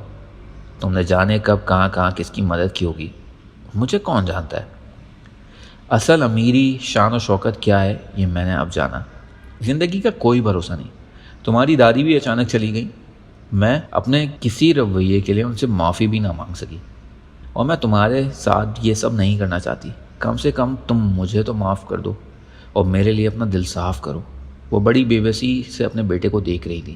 اس نے بڑی عقیدت سے ان کے ہاتھ چوم کر ان کی گود میں سر رکھا. جو پرانے میل تھے وہ صاف ہو چکے تھے. نور کی یاد اس کے دل سے کم نہ ہوئی تھی, نہ ہونی تھی. وہ اب بھی اسے ہر لڑکی میں نظر آتی، ہر چہرے میں اس کا چہرہ نظر آتا۔ ہاسپٹل میں کام کرتے ہوئے اکثر اس کے خیالوں میں کھو جاتا۔ دادی کی موت کے کافی دن بعد اسے فرصت ملی، اس نے نور کے شہر جانے کا سوچا جہاں اس کا ایڈریس ملا تھا۔ وہ آفس کے کام اور ہاسپٹل کے کام سمیٹ کر صبح ہی وہاں سے روانہ ہوا۔ اس کی غیر موجودگی میں ہاسپٹل اور آفس دونوں کے کام پر کافی اثر پڑنا تھا، لیکن اس کے باوجود اس نے سارے معاملات ملازمین پر چھوڑ دیے۔ جب وہ اس شہر پہنچا جہاں اس کا ایڈریس ملا تھا، وہ پہلے آفس گیا جہاں اسے عاصم کا کچھ پتہ چلتا، اور وہاں سے جو خبر ملی وہ کافی دردناک تھی۔ انہوں نے چند دن پہلے ہی خودکشی کر لی۔ اس نے کب سے آنکھیں میچ لیں، جانے نور کہاں ہوگی۔ آفس سے وہ ان کے گھر پہنچا اور وہاں سے بھی کوئی تسلی بخش جواب نہیں ملا۔ اس کے پچھتاوے اور تعصب میں مزید اضافہ ہوا۔ ان کی پڑوسن سے ملنے والی خبر اس کے لیے کسی صدمے سے کم نہ تھی۔ اس نے اپنی بیوی کو طلاق دے دی، پھر شاید وہ خود بھی یہ صدمہ برداشت نہیں کر سکا اور اس نے خودکشی کر لی۔ اس کی ماں آبائی گاؤں چلی گئی۔ وہ کچھ مزید پچھتاووں کے ساتھ واپس لوٹا۔ نور، میں تمہیں کہاں کہاں ڈھونڈوں، آخر تم میری زندگی میں آئی ہی کیوں؟ وہ خود سے مخاطب ہو کر یہ بولتے ہوئے جس کی اذیت سے وہ گزر رہا تھا وہی جانتا تھا۔ وہ پہلی بار اس کے لیے نہیں رویا تھا اور نہ ہی آخری بار۔ اس سے رونا تھا ہر بار، بار بار۔ وہ جب اس گھر سے نکلتی تو سوچا نہیں تھا زمین ملے گی۔ احمد کو لیے اسے کہاں جانا ہے، یا وہ شہر میں کس کو جانتی تھی؟ سیاہ نقاب میں ان دونوں کی اداس آنکھیں جھانک رہی تھیں۔ احمد کا ہاتھ پکڑے وہ سڑک پر چل رہی تھی، یہ سوچے بنا کہ اب اسے کہاں جانا ہے، لیکن اس نے اس بار خود کو مضبوط کر لیا۔ ایک بار وہ روتے ہوئے گھر سے نکلی تھی اور آج اسے مضبوط ہونا تھا احمد کے لیے۔ احمد خوش تھا کہ وہ اس کے ساتھ ہے، اسے کسی کے ہونے کا کوئی غم نہیں تھا۔ وہ اپنا چھوٹا سا بیگ گھسیٹتے ہوئے بے سمت جا رہی تھی۔ مما کہاں جا رہے ہیں؟ اس کی آواز میں ایسی خوشی تھی جیسے آزاد ہونے والے قیدی کی آواز میں ہوتی ہے۔ پتہ نہیں، اس نے خشک لہجے میں کہا۔ وہ کافی پریشان تھی۔ پھر اس نے ایک ٹیکسی کو ہاتھ دے کر روکا۔ وہ اسٹیشن کی طرف روانہ ہوئی۔ ایسا کوئی ٹھکانہ نہیں تھا جہاں وہ رہ پاتی سکون سے، لیکن آئندہ کی زندگی کی بات میں پہلے اسے کچھ دنوں کا بندوبست کرنا تھا۔ اس نے وہیں اسٹیشن پہ احمد کو پکوڑے لے کر دیے اور وہ غیر ارادی طور پر اسے ریل گاڑی پر سوار ہوئی جو اس کے شہر کی طرف جاتی تھی، پرانا شہر۔ زندگی کے 4 سال ایک انجان شہر میں انجان لوگوں کے درمیان گزار کر اب وہ آخر واپس جا رہی تھی اپنے شہر، لیکن وہ کبھی کبھی اپنے پرانے گھر نہیں جا سکتی تھی جہاں اس نے ایک زندگی گزاری تھی، اس کی چہچہاتی چڑیاں اور جامن کا پیڑ۔ گھر کا آنگن آج تو سب کچھ بڑی شدت سے یاد آ رہا تھا۔ اسٹیشن پر اتری اور احمد کی انگلی پکڑ کر چل پڑی۔ یہاں تک آتے آتے رات ہو چکی تھی۔ وہ کسی ہوٹل میں بھی قیام نہیں کرنا چاہتی تھی اور رات کو رہنے کے لیے اسے ٹھکانہ بھی چاہیے تھا۔ سچ تو یہ تھا وہ کافی ڈر رہی تھی۔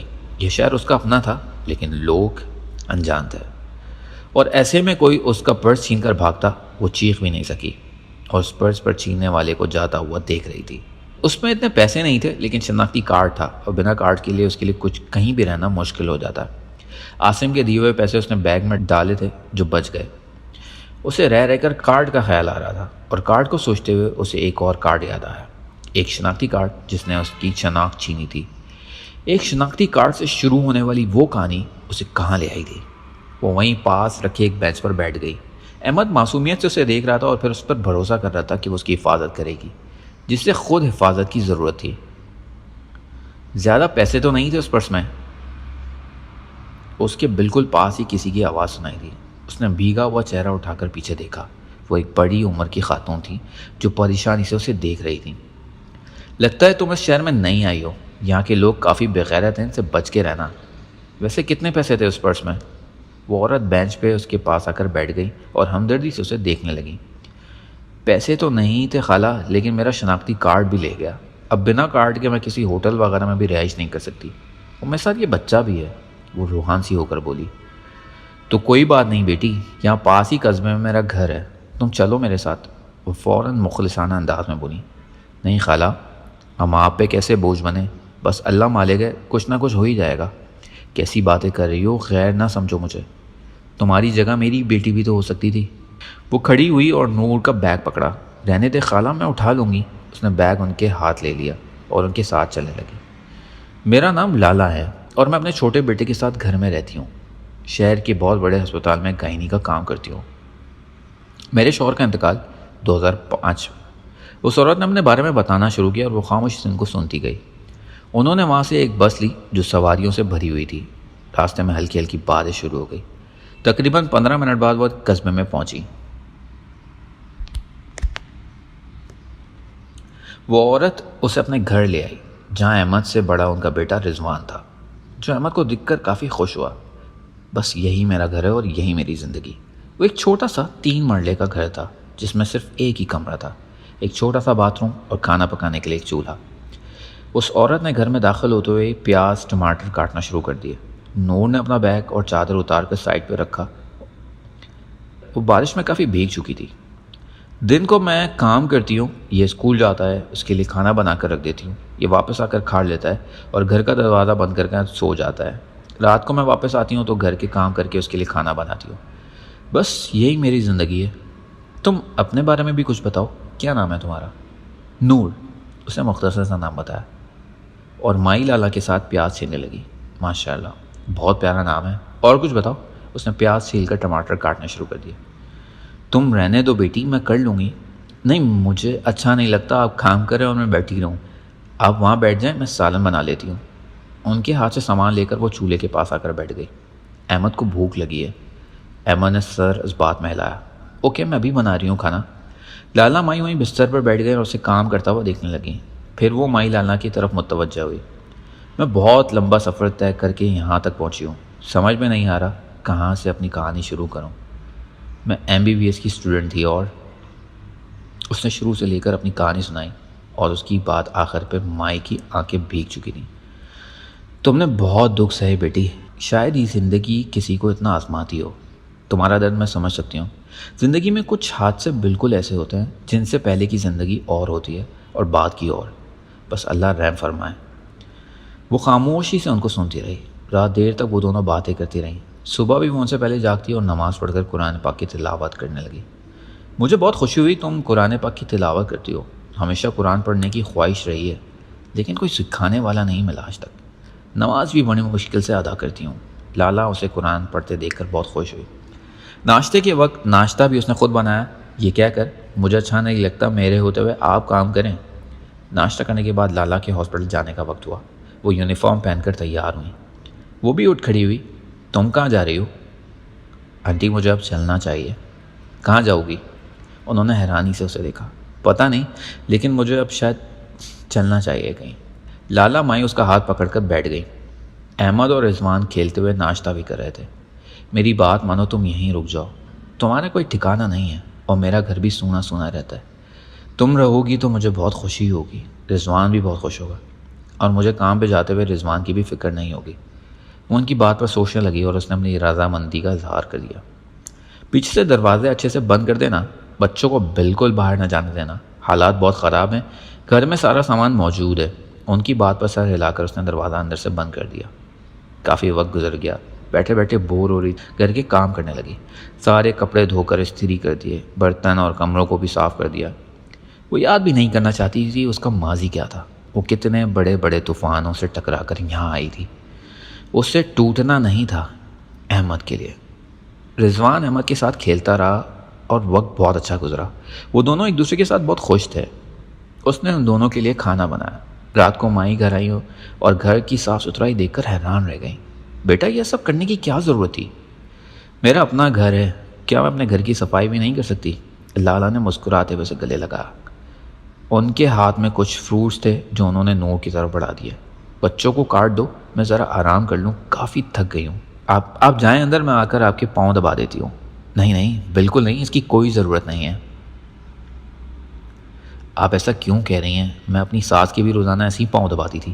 بے ساختہ اس کی زبان سے نکلا اور بعد میں خود ہی خاموش ہو گئی۔ لالا مائی نے گہرا سانس لیا۔ جانے کیسی بدقسمت عورت ہوگی جس نے تجھے کھو دیا۔ پھر تو یہ معمول بن گیا۔